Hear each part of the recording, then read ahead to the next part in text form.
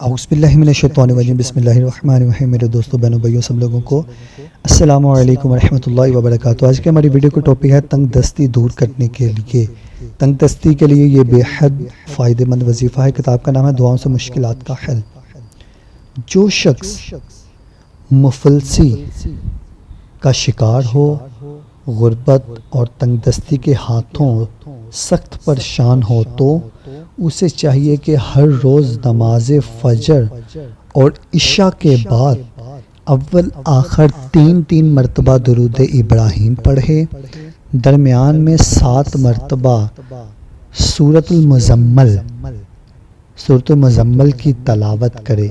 3-3 बार दुरूद इब्राहीम और दरमियान में 7 मरतबा सूरतुल मुज़म्मल पढ़े और अल्लाह से दुआ मांगे। अल्लाह अज़्ज़ व जल के फ़ज़ल व करम से इसकी मुफलसी दूर हो जाएगी।